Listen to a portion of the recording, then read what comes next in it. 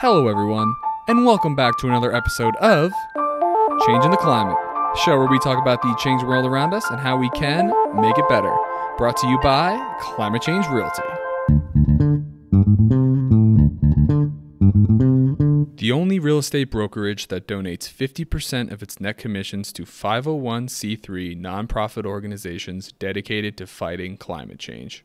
Torrey, nice to meet you, man. Thanks so much for coming on the show. I really appreciate it.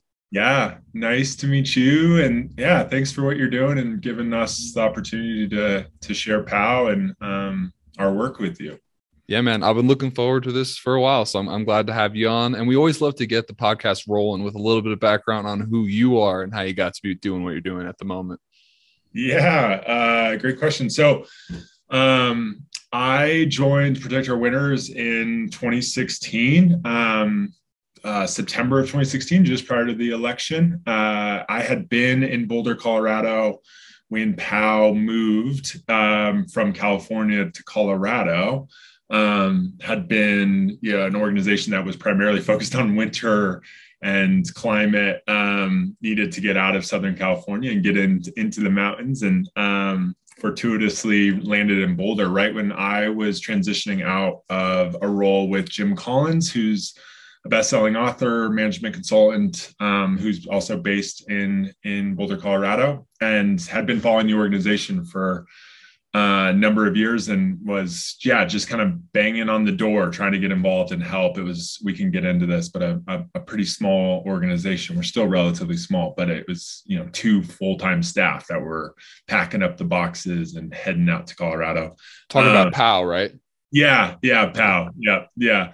A little bit about me, that's kind of relevant for the work that I do today. I grew up really always kind of straddling this line of business, similar to you, it sounds like, and really at the heart of this series is like straddling business and environmental advocacy and climate. Like I was the kid in college, in high school, like taking the environmental ethics course in the morning and then doing a business accounting or managerial economics in the afternoon. Like I just, no matter what, I couldn't get away from either of those worlds, and really have aimed in my life to try to merge those two, try to think about how to leverage business and the market in a way that can be really productive and supportive of a healthy planet and a clean climate. So, or a stable climate. So, I'm an outdoor enthusiast. And so I feel like I've won the lottery and have a dream job at Protect Our Winters, where I get to merge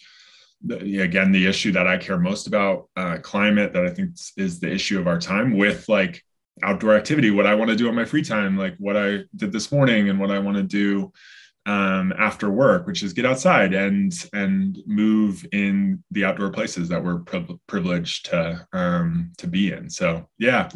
Yeah, man. Well, thanks for sharing that. I really appreciate it. Let's go into a little bit about the connection between climate change and outdoor sports. Or I guess before we do that, let's talk about what is Protect Our Winters. How was it founded? And I'm sure we can kind of obviously talk about the connection in that story as well. Yeah, I mean, those two questions actually are coupled for in many ways. So we can talk through those.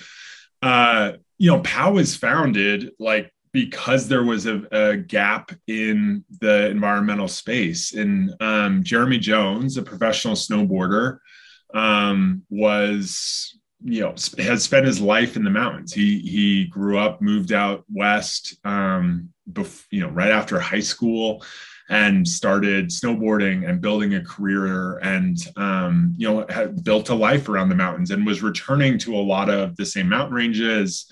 And getting really attuned to the mountains and what they were kind of saying to him. And he started to recognize climate change impacts in early 2000s.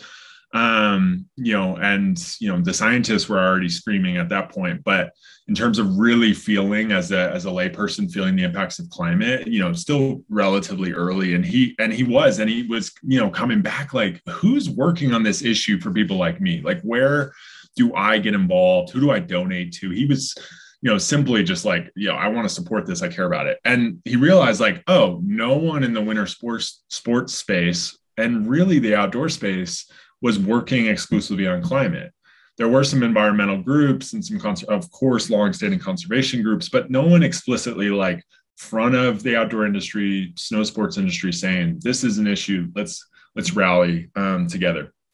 And so he, reluctantly, started a nonprofit. He he's a snowboarder. So he's like, I'm just going to surround myself with all the smartest people that I know like to ski and snow, business leaders and economists and scientists and historians and other professional athletes. And he wrote down in his journal, he's like, together we can protect our winners. It was like, I don't want to start Jeremy Jones Foundation. This needs to be a collective effort. And so, Powell, to this day, we have really grown and evolved from that kind of organic start. It's from within a very endemic community. It's on behalf of a community. It's not like an organization, a pre-existing organization saying, oh, let's recruit, outdoor, skiers and climbers and hikers into the work that we're already doing. It's like, no, from within, let's give people that love to play outside. And they're, from our counts on the primary sports that we focus on, 50 million people that are participating actively outside, and the majority of them understand climate and are concerned about it. So let's give them a way to get involved and take an action. Yeah, no, I love how you say he reluctantly started it, because it's like you're looking around, you're doing something that you're passionate about, and you see this overarching challenge coming in and posing a threat to what you love most. So he's looking around, he's like, is anybody doing something about this? And then I guess it wasn't even is anybody doing something about this generally? It was, is someone in my community that was so deeply impacted by this stuff doing anything about it? And I also love what you said about how you said it's not about him. When I was trying to think about how to name my business, there's Coldwell Banker and Keller Williams. I could have done, been Ethan Shapiro Realty. But the whole point of the venture is it's about everyone and bringing everything together. And we want to protect our winners. We don't want to have Ethan Shapiro Realty. We want to have Help the World Realty. So I just came up with Climate Change Realty. I thought that was interesting to just throw in.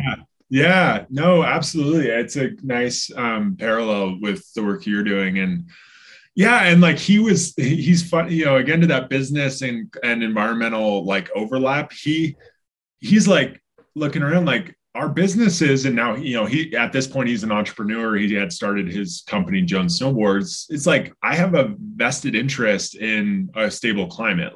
Totally. We can get into I think you were kind of hinting at that. We can get into the economic impacts, but we need to do something about this just to, ensure sustainability for our business models. Even if I'm being, selfish and kind of focused on my interests, we as business leaders should be doing something. So, I think he was kind of miffed by the lack of leadership, and was like, well, I'll do my best to organize this.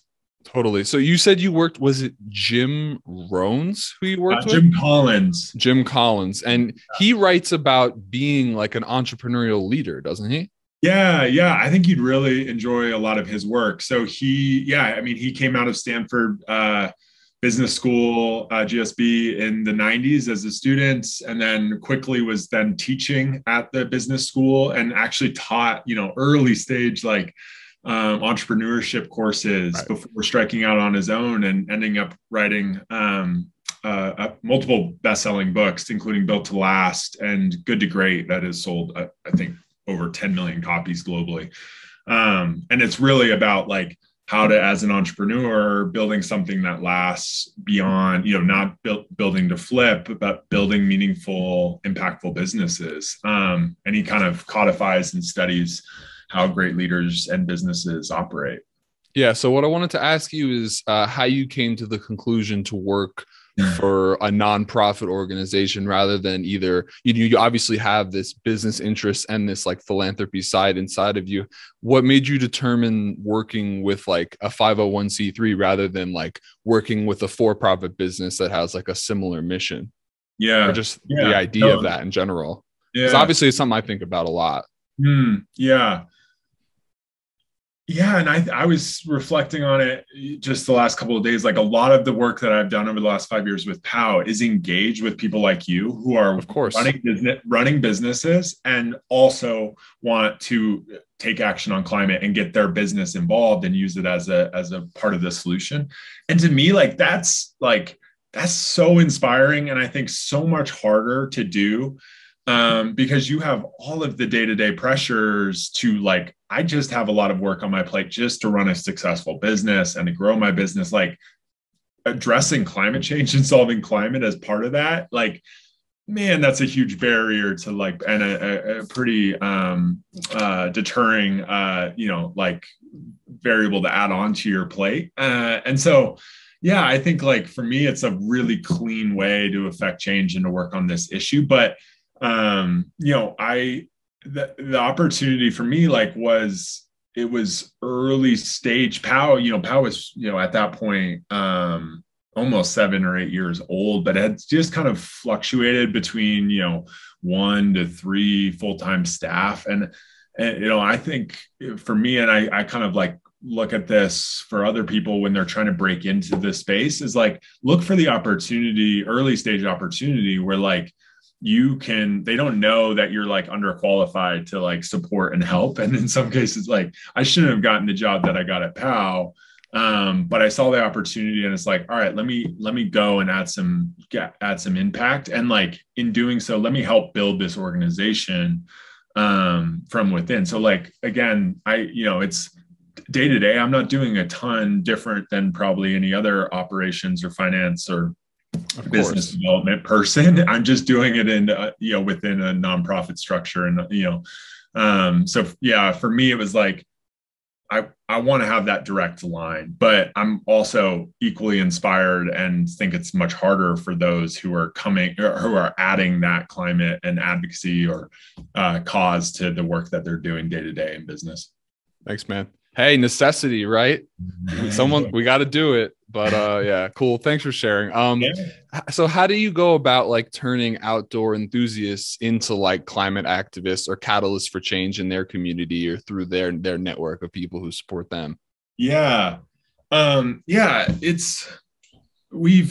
think about this a lot. Like we also have a unique approach.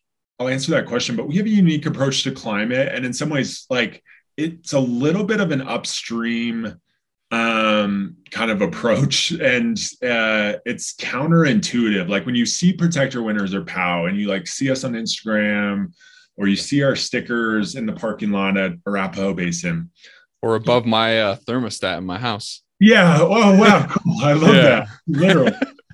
What a good little nudge, as they call that. You're like, I should keep this. I can't turn this up. You start to like, you assume, okay, these guys are helping professional athletes or businesses maybe like green up their business or do offsets or feel better about themselves in a pretty consumptive space. Like skiers travel probably, or not probably, they travel more than the average individual in the US. They, consume more, I would imagine, than the average. And businesses are businesses. They consume and produce product. And so, I think if you were to look at POW skeptically, you say, yeah, what are they actually doing to affect change? We've taken this approach that individual action is insufficient on its own. It's important. We both should drive less, we should fly less, we should eat less meats. Like those individual actions absolutely matter and do keep emissions out of the atmosphere. But we're also part of a really large system where we're putting, as a global society, we're putting 110 million tons of global warming pollution in the atmosphere every 24 hours. So when you start to think of metric tons of carbon that, like under single digits that I'm putting into the atmosphere as an individual in a calendar year, like whoa, it's like really hard to shave off a lot when the energy grid that I'm tying into is, 60% here in Salt Lake City, coal, 19% natural gas. Like, my ability to affect change is pretty small. So, long-winded way to get to, we try to not only do we try to engage people on climate, which is has been over the years a hard kind of issue to get people really motivated around. But two, we also tell them, look, like, do the individual action, but we also need you to do even the harder stuff, which is like calling your elected official, showing up to town council meetings, voting, getting your friends to vote, like looking at who's running for your public utility commission, like really wonky kind of sticky stuff. And so like to answer your question more succinctly, like we really look to how do we, leverage influence? So specifically from the top, like we have business leaders and professional athletes who carry with them large kind of economies or gold medals, and we try to connect them to opportunities to drive, systemic changes. So policy shifts, what just happened federally with the infrastructure bill, making sure the influential voices from the outdoor space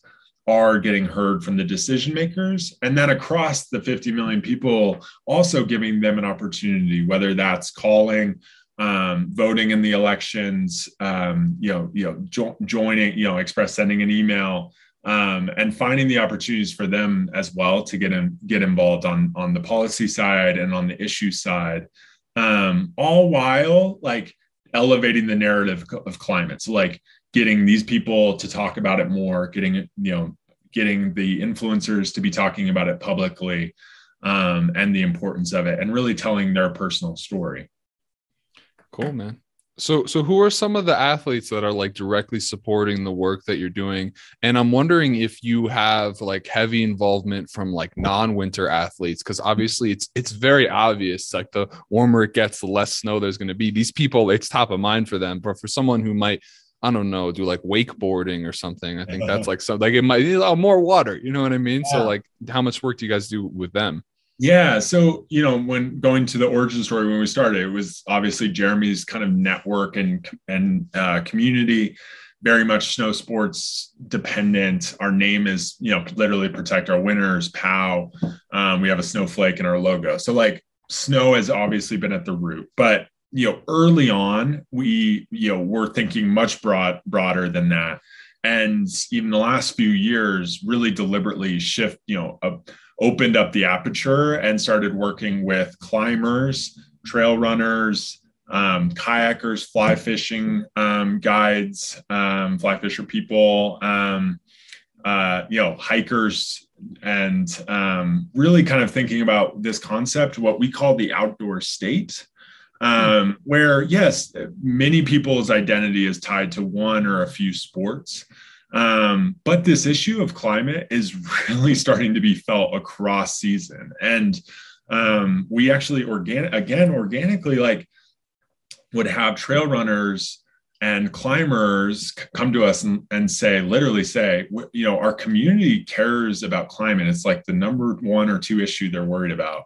We're thinking about starting an advocacy group. Can we get your advice? And we're like, well, why don't you tie into what we're doing and let us, we'll come from behind. You got to lead, and we'll give you the tools without you having to start your own nonprofit. So we kind of created these programs like POW Trail and POW Climb, where we're not out front saying, all right, POW is now doing trail running, but we're giving the same resources that we give to skiers and snowboarders to trail runners to, train them on how to talk about this issue in the most effective way, giving them opportunities to lobby, giving them the election tools to share in November, supporting them at events. So we've worked with, locally for you, like worked with Tommy Caldwell, famous rock climber up in Estes Park there in Colorado, who's been, instrumental in the POW Climb effort. And even he was meeting with our senator, not ours,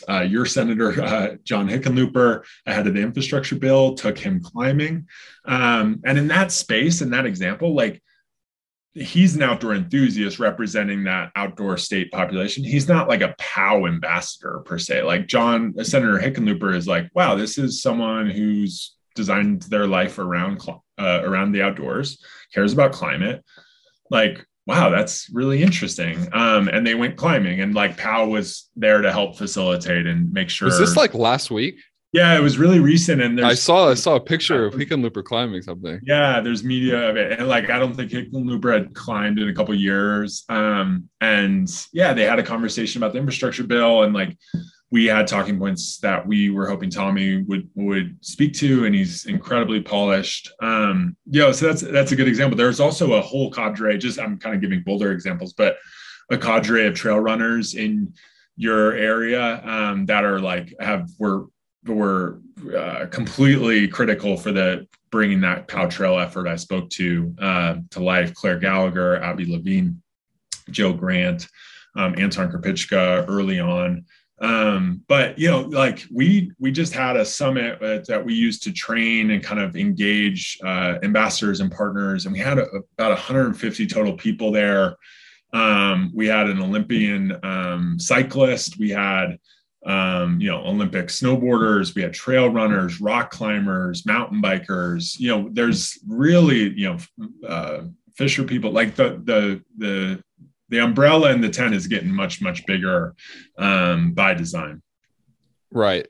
So it sounds like you guys focus on people using their voice to advocate for policy and systemic change, which obviously will get the most work done.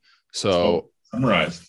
Yeah, no. And I think that's great, man. I obviously I'm a big advocate of individual actions. I think you have to be passionate. You have to like be thinking about this stuff every day for that to work. Yeah.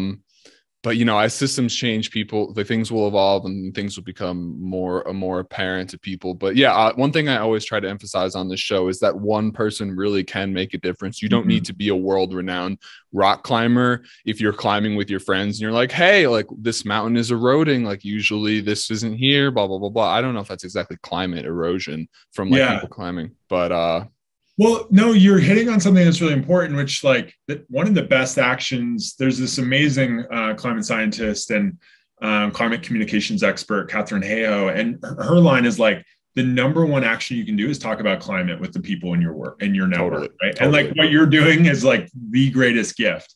And your point of like, we also, you just nailed our messaging framework, which is like, I'm with people that they trust me. I'm climbing or I'm hiking, and we're in a place that's special or fun for us at minimum. And I'm connecting like, hey, like look at this erosion that's happened from the recent wildfire in Boulder, and like now it's flooding because we're having more erratic and intense rainstorms, and there's like not this soil integrity because of that wildfire to like capture and hold all that all that soil and then or all that water, and now we're having this like massive trail erosion. So like we really work to give that make that connection between what's happening from climate and the impacts on weather and intense storms and those impacts with like you sharing that in a personal way in a place that you care about. And that's like on its own a really powerful action and important. Totally. And I do want to touch a little bit, we don't have to go too in detail, but when you're asking people to be advocates for something, they need to like understand like what they're advocating for and then realize that it's actually going to help. So your organization specifically, at least on your website, it says you focus on 4 things, which is carbon pricing, renewables, defense of public land, and electric vehicles.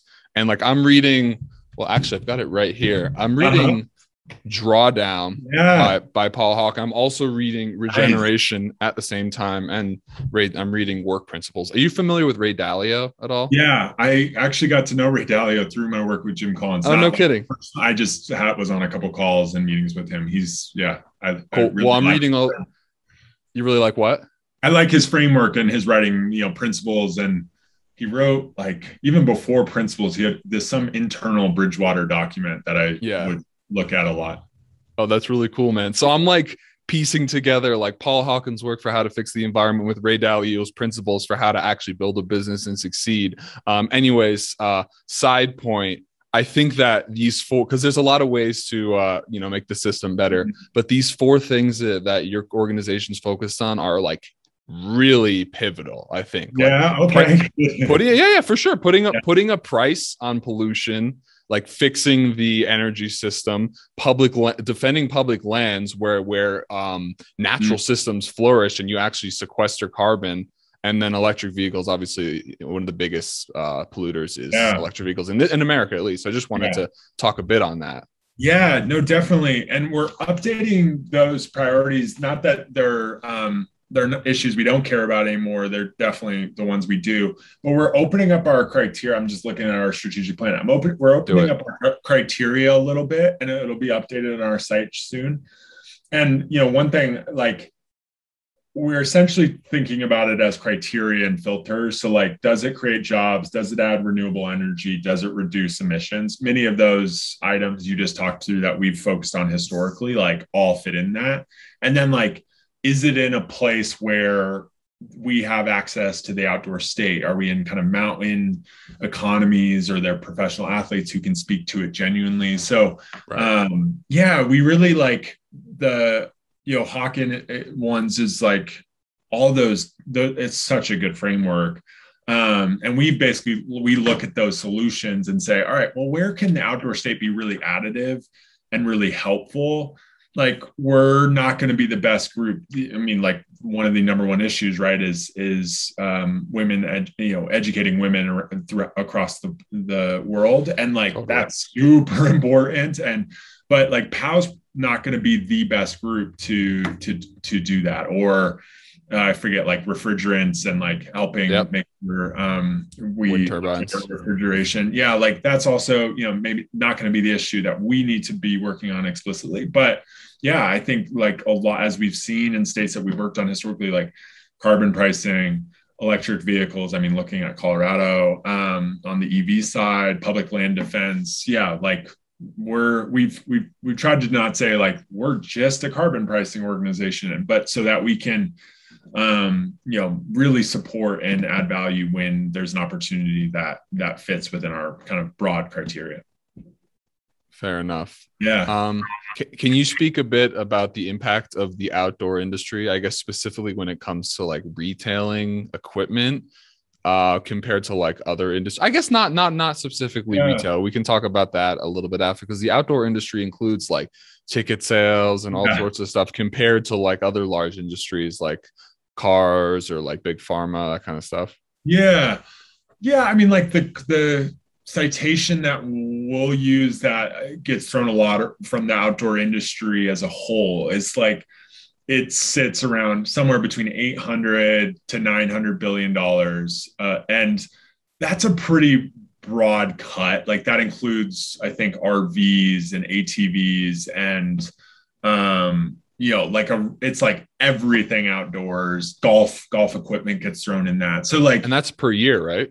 Yeah, that's per year. And that's, that's larger than big pharma. That's larger than the oil and gas industry. And I think that's an important anecdote. Like, I don't think people appreciate really that. Bigger than oil and gas. Yeah. That's incredible. And that's okay. I'll let you go on. Yeah. And, getting into something specific though, like that's a little more tangible for us in mountain states and specifically snow sports. So we lobbied for a number of years in DC. We bring professional athletes, as I was talking about, and business leaders. And the elected officials would say, hey, we get this, like, yeah, we hear your kind of passionate plea for action here, but show us the numbers. Like, I can't do anything without an economic argument on this. And so in 2012, POW, and then we recreated it in 2018, did an economic study on what's the economic contribution of the snow sports industry to the United States' economy. And then what happens during low snowfall years that we know are going to become more prominent in a changing climate, and compare that to a high snowfall year. And what we found is, the snow sports industry, and this is both direct contributions and indirect. So it's like, as you mentioned, it's like ticket sales, skier visits, but then it's also the restaurant or the hotel in Breckenridge that is at the skier staying in. And we found that they contribute over $1 billion to the economy in a given year. And the impact on a low snowfall year is drastically greater than you can recoup in a big snowfall year. Because you have limited capacity. When you have big snowstorms, you can still only fit so many people in Eldora's parking lot. But when you have a low snowfall year, that empty parking lot, you're still paying all that overhead. You're paying for those staff to be there, and there's no predictability, right? There's no consistency in your business model. And so, or specifically, I misquoted that the swing on a low snowfall year is over $1 billion in potential losses. So the hit that the industry, snow sports specifically, has when you have a low snowfall year like 2016 that we studied in the most recent report, the industry as a whole and the economic contributions in our country is you lose $1 billion. And so that number was really powerful. We had over 300 media hits. That's something we really kind of, we talk about in our talks, for it, that really translates for a local retailer or a local ski resort, and especially an elected official who knows their district, or their state is dependent on that type of industry.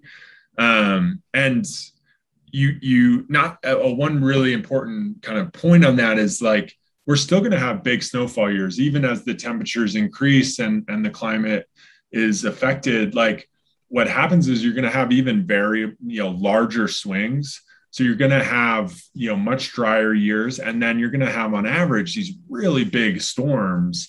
But again, it's the variability is actually the impact, not the highs and the lows, because you can't plan for that. And you can't have, if you're having big snows every once in a while, but your season is getting shrunk on the edges, like you're not actually going to have as profitable of a business. Do you have any information about what these resorts, I guess specifically in Colorado, are doing to advocate for climate action? Yeah. So yeah, we've been fortunate to work with some resorts from the beginning, like Arapahoe Basin there locally, Aspen Snowmass we've worked with for, they've come core to our ethos and approach. We've built partnerships with Icon Pass, and that's translated to Alterra and all the owned Alterra resorts here. Also in the West, Powder Corp. We've done some work with Boyne Resorts.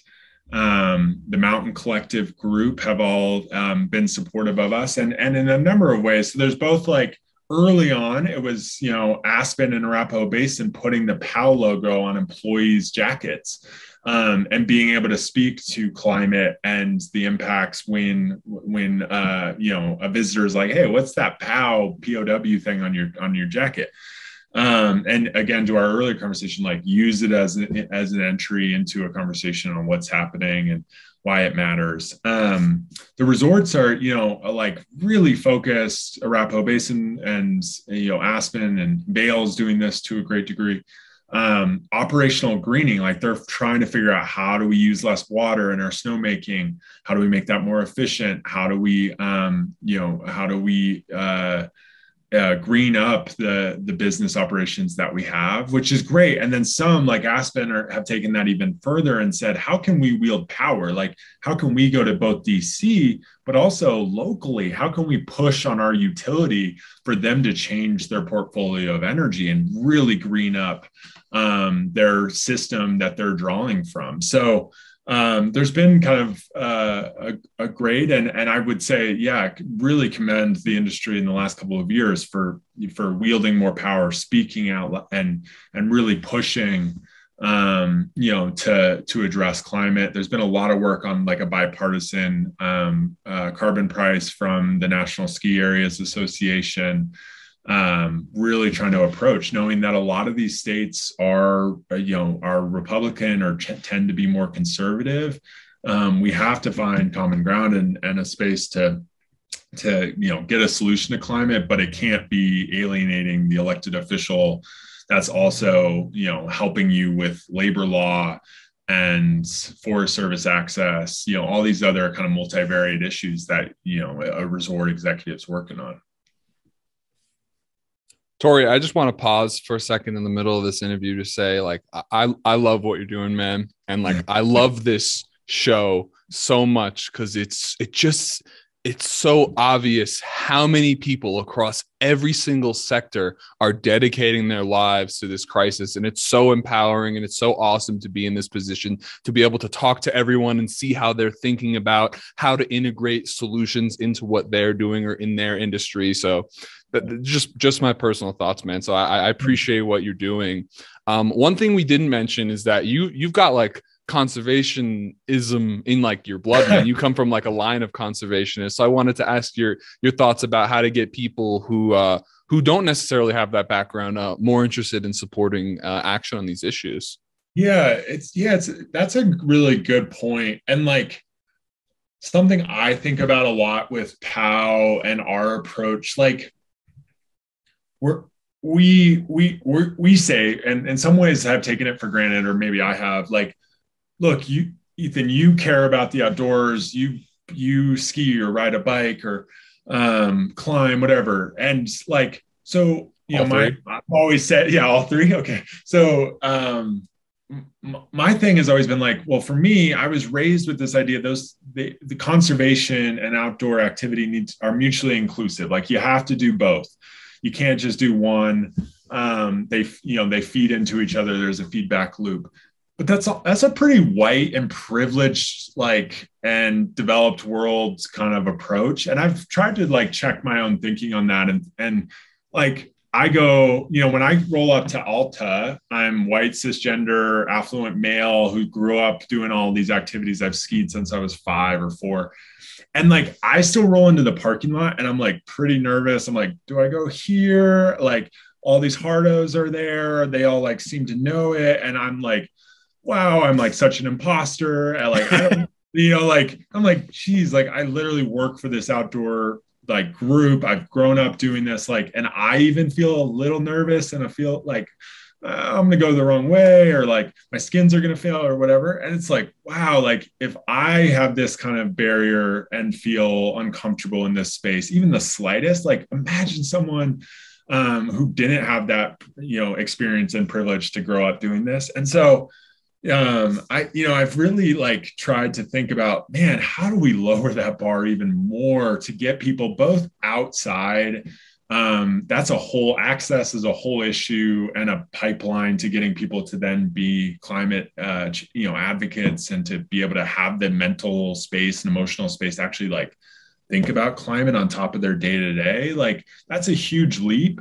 And so, like, how do we like be even once we even let's assume we get more people outside and diversify the outdoor spaces, like how do we be even more welcoming and kind of drop some of the elitism around this issue of climate? And I think there's some really great groups. I think POW's come a long way in that, and that's why we try to just like simplify the ask, and like whether that's putting a sticker on your skis or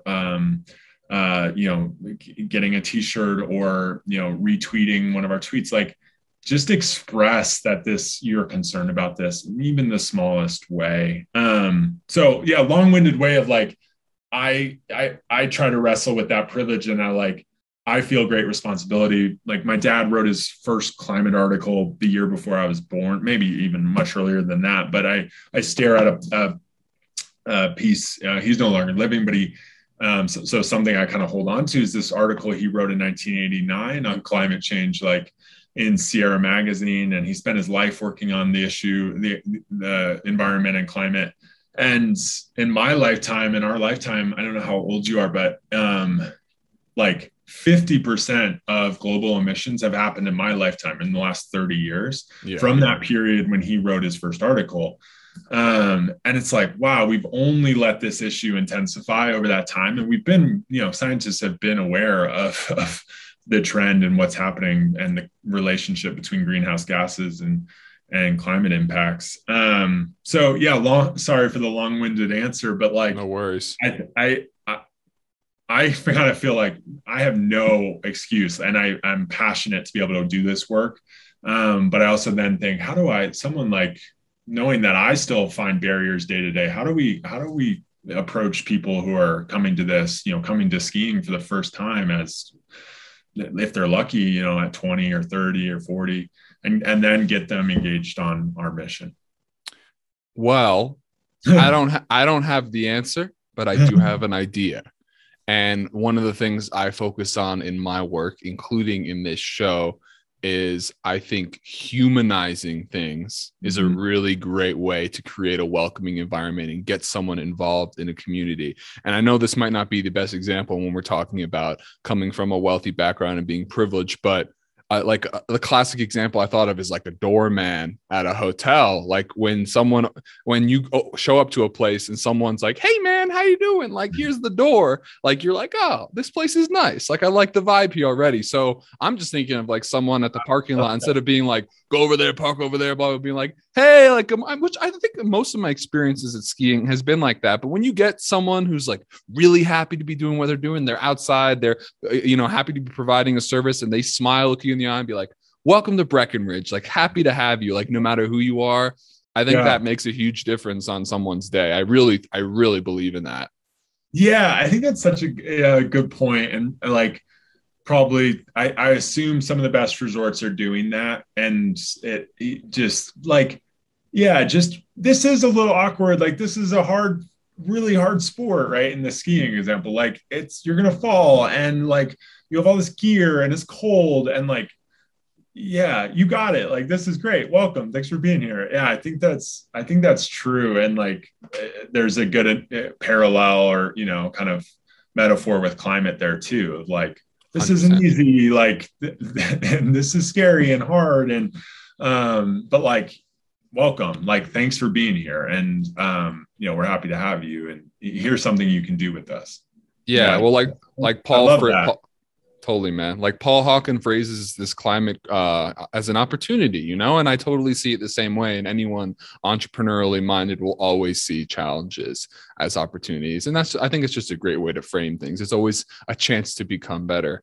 But it's been great talking to you, man. I guess my last question is just, what advice do you have for someone who's like kind of just getting started in the working world? And how would you recommend someone kind of turn their passion into like a purpose-driven career? Yeah. I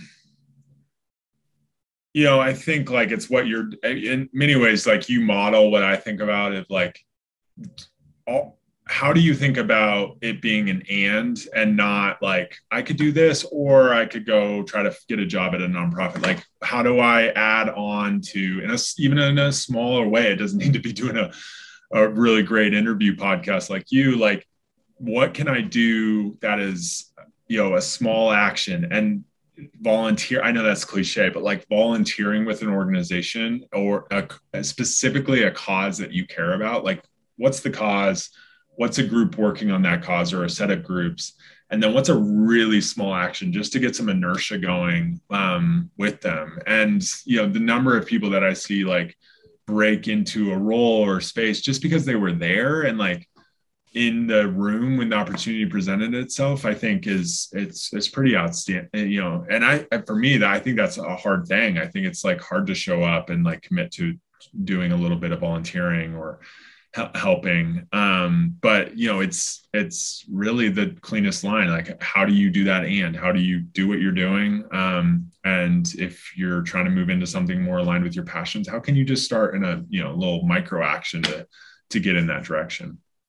Totally. And I think more and more opportunities are cropping up every day because more and more people are working on this issue. There's more and more technology, like I said in the middle, like every single industry, every single sector, there are people already working on it. If you're interested, you just need to find them and ask how you can help. And then you can work your way to whatever you want to be doing.